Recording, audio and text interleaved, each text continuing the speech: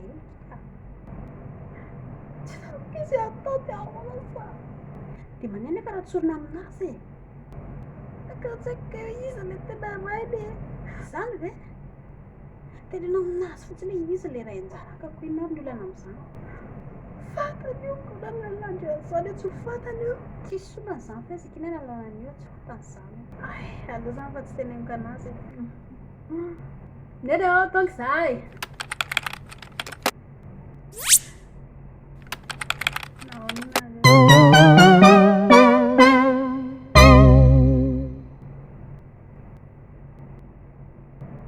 tsy hatra ho an'ny tsirairay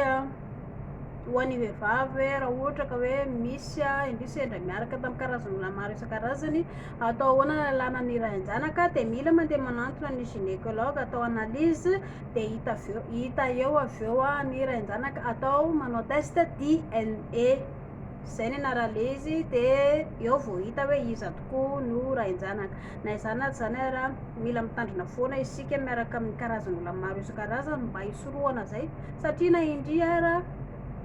vitsy ny lehilahy anaiky an'izany hoe ho lasa ho voadiny izy satria zay ny adalany nataony tany ambadika tany zay hoe mahazo toa